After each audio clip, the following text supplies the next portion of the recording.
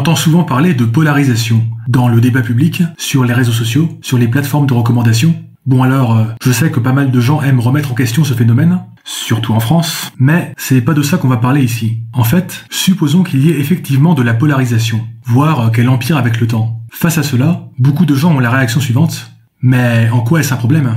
Et c'est vrai qu'on a peut-être trop tendance à considérer cela comme allant de soi, que la polarisation est un problème. Donc, ça vaudrait le coup de développer un peu sur ce point. Mais déjà, qu'entend-on exactement par polarisation ? Eh bien, pour illustrer, allons voir ce que font des experts en ingénierie de la polarisation, les services d'influence russes. Suite à une enquête du Congrès américain, il a été établi qu'un grand nombre de publicités Facebook avaient été financées par une organisation russe nommée IRA, l'Internet Research Agency. Les résultats de l'enquête sont disponibles sur le site du Congrès américain, voire dans la description. Et il est intéressant de voir quel genre de publicités ont été financées par cette organisation. Est-ce que ce sont uniquement des publicités en faveur de Donald Trump ?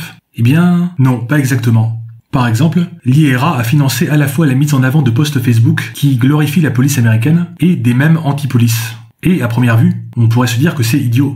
Est-ce que les effets de ces deux types de posts ne vont pas s'annuler mutuellement ? Eh bien, c'est là que la polarisation entre en jeu. A priori, les services d'influence russes se fichent pas mal que l'opinion publique américaine soit pour ou contre la police. Par contre, si ça peut créer du conflit au sein de la population américaine, et donc concentrer l'énergie des États-Unis sur la gestion de leurs problèmes internes, et donc laisser davantage de champ libre à la Russie sur le plan international, par exemple, eh bien là, tout de suite, ça devient beaucoup plus intéressant. Dans le même ordre d'idées, des trolls russes ont également participé à l'organisation de manifestations pro-Trump et anti-Trump, voire dans la description. Bref, les services d'influence russes semblent considérer que faire ce genre de truc est une excellente manière de foutre le zbeul aux États-Unis.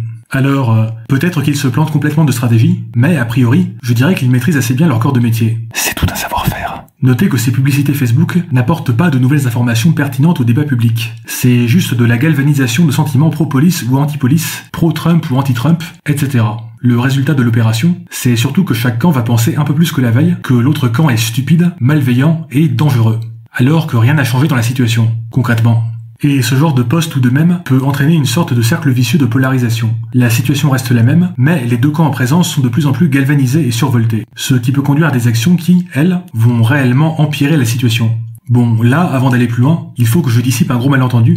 Lorsque je parle d'un sujet dit polarisant, je ne dis pas qu'il suffirait de mettre tout le monde autour d'une grande table, de résoudre les désaccords avec de la communication non violente, et à la fin, tout le monde se fait des câlins et des bisous.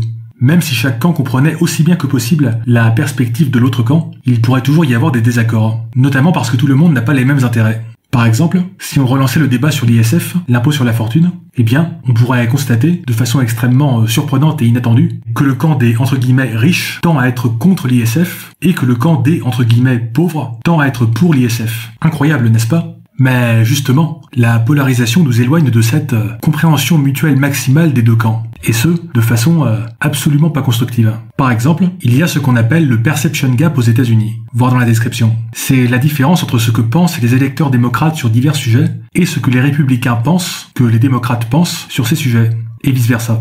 Par exemple, selon les démocrates, près de la moitié des républicains sont opposés à toute forme d'immigration, alors qu'en fait, ils sont seulement 15% à y être radicalement opposés.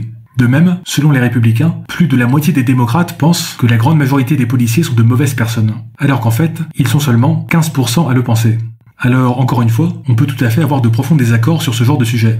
Mais, une fois qu'on a dit ça, est-ce que ce ne serait pas mieux, ou en tout cas moins pire, si chaque camp avait une représentation à peu près correcte de ce que pense l'autre camp, et pas une vision distordue et caricaturale ? La radicalité n'est pas forcément une mauvaise chose. Mais si on se radicalise à cause d'une vision distordue de ce que pense l'autre camp, et vice-versa, alors on a une sorte de phénomène d'emballement idéologique, déconnecté de la situation réelle, mais qui peut finir par devenir une prophétie autoréalisatrice.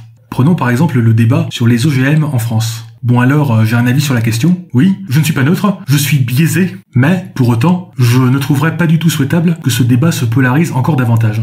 Et si je voulais aggraver cette polarisation, en m'inspirant des professionnels du métier, voilà ce que je ferais. J'irais créer un premier compte Twitter, où j'irais chercher des tweets anti-OGM un peu bébêtes, on en trouve toujours lorsqu'on cherche, puis je les afficherais publiquement avec des commentaires du genre « LOL, les anti-OGM sont vraiment des crétins obscurantistes ». En parallèle, j'irais créer un second compte Twitter où j'irais chercher des tweets pro-OGM tracassants et catégoriques. Là encore, on secoue l'arbre, il y en a 10 qui tombent. Puis, je les afficherai publiquement avec des commentaires du genre « Ah, encore un troll de Monsanto collabo du système ». Et en faisant cela, je participerai, à ma modeste échelle, à déformer encore un peu plus la vision que chaque camp a du camp opposé, à augmenter encore un peu plus leur crispation et leur animosité réciproque, ce qui, au bout d'un moment, en poussera certains à balancer des tweets encore plus bêtes ou agressifs, que je pourrai à nouveau afficher publiquement. Bref, quand on dit que la polarisation est un problème, ça ne veut pas dire qu'il suffirait de discuter autour d'une tasse de thé pour résoudre tous les désaccords. C'est un problème dans la mesure où ça éloigne les deux camps d'une compréhension mutuelle maximale, en rajoutant du chaos inutile sur une situation qui est déjà complexe et tendue. Et le fait que des agents d'influence étrangère voient dans la polarisation un excellent moyen de nuire à un pays donné, cela devrait au minimum nous inviter à y réfléchir pendant 1 minute et 43 secondes. Alors, que pensez-vous de tout ça? N'hésitez pas à le dire en commentaire.